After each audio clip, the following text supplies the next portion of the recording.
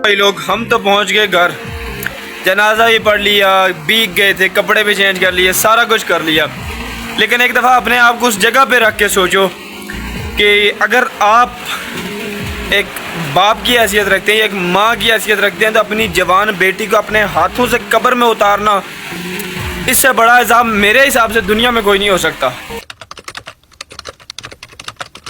अस्सलाम वालेकुम, उम्मीद करता हूँ सब खैरियत से होंगे। आज मेरे पास आप लोगों के लिए एक बहुत ही बुरी खबर वो ये है कि यार आज सुबह सुबह उठाओ तो फर्स्ट ऑफ ऑल घर वालों ने जो न्यूज़ दी है वो एक मतलब सुनने में बहुत ही चीप लगता है। वो हुआ कुछ इस तरह है कि जो हमारे गांव में एक जवान लड़की का इंतकाल हो गया। मुख्तसर साहब को बताता हूँ, एज उसकी तकरीबन 25-27 होगी, ठीक है। मैक्सिमम से मैक्सिमम 3 बच्चे उसके, कुछ टाइम पहले हस्बैंड उनकी डेथ हो गई थी।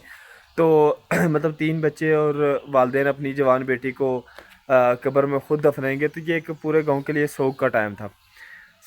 मैंने सोचा कि मतलब जितना जल्दी हो सकता है जनाजे पे चलते हैं, ताकि वहाँ पे चल के कुछ दुआ वगैरह कुरान ख़ानी में कुछ ना कुछ जो है वो हम मतलब कुरान पढ़ सकें, ताकि उन लोगों को मतलब उस बंदी को कुछ ना कुछ हमारी वजह से सवाब हो सके।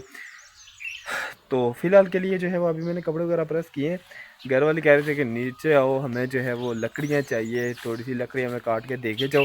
जनाजे की टाइमिंग है 4 बजे। मैं साथ साथ आप लोगों को भी बताता जाऊँगा कि क्या सीन है और कैसे होता है। और दूसरी ये चीज़ कि यहाँ पे जो कश्मीर है, मतलब यहाँ पे जो गाँव है, ये एक बहुत लो लेवल मतलब सोच रखते हैं इन ये मतलब मोबाइल कैमरा लेके।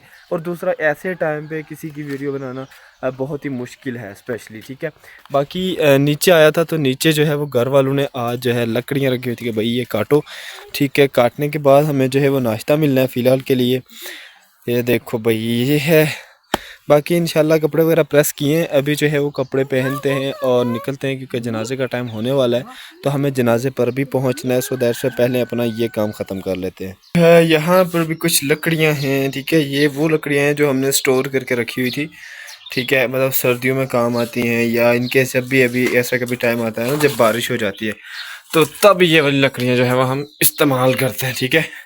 अभी जो है वो हम एक लकड़ी को उठा के लेके चलते हैं और इसे काटते हैं, ताकि फ़िलहाल के लिए जो हमारा ये गई, ठीक है। अब इसको हम यहाँ पे काटेंगे और इसके अलावा वापस अपनी जो है वो कुल्हाड़ी भी ले आते हैं, ठीक है। कुल्हाड़ी आ गई भाई हमारी, और अभी जो है वो हम इसको भी फिनिश करते हैं पहले।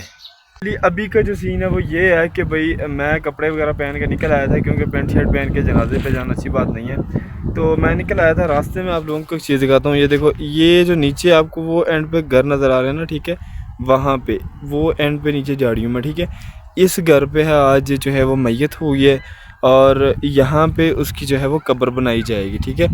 इस साइड पे उसकी कब्र बनाई जाएगी, इस साइड पे, ठीक है।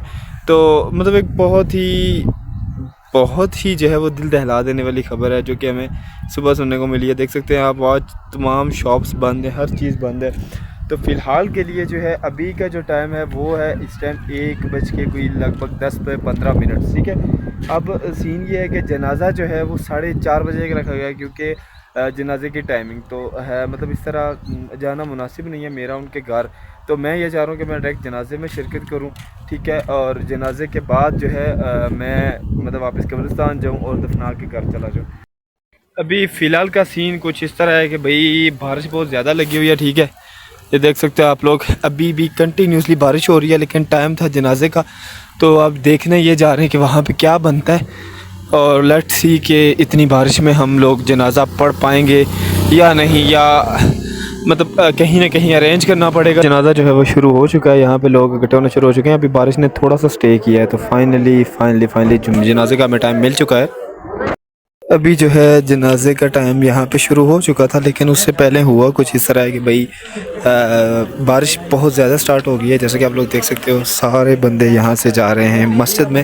फाइनली जो बैग हुआ है वो हुआ है, उन्होंने कहा कि यार मस्जिद में पढ़ लेते हैं, क्योंकि जनाजे का टाइम निकला जा रहा था और यहाँ पर जो है बारिश रुकने का नाम नहीं ले रही थी। ये अब अल्लाह की तरफ से रहमत है या अजाब, इसके बारे में तो मैं कुछ नहीं कह सकता।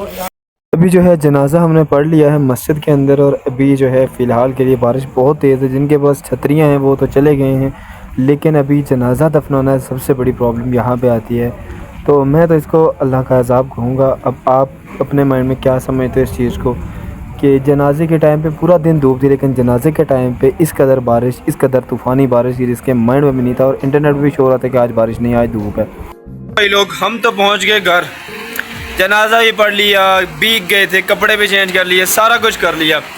लेकिन एक दफ़ा अपने आप को उस जगह पे रख के सोचो कि अगर आप एक बाप की हैसियत रखते हैं, एक माँ की हैसियत रखते हैं, तो अपनी जवान बेटी को अपने हाथों से कब्र में उतारना, इससे बड़ा इज़ाम मेरे हिसाब से दुनिया में कोई नहीं हो सकता।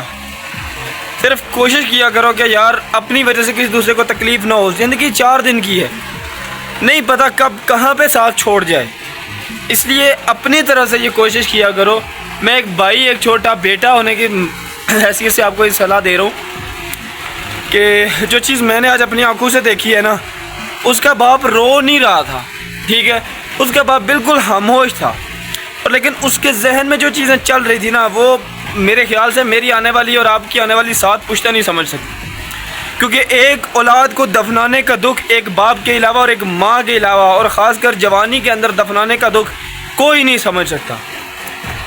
बाकी खैर, इंशाल्लाह नेक्स्ट व्लॉग में मिलते हैं कल। अपना बहुत ज़्यादा ख्याल रखिएगा, दुआ में याद रखिएगा। अगर कोई मेरी बात बुरी लगी हो तो उसके लिए मैं माज़रत ख्वाह हूँ, तो लाजमी से मुझे माफ़ भी कर दीजिएगा, क्योंकि ज़िंदगी का कोई भरोसा नहीं है।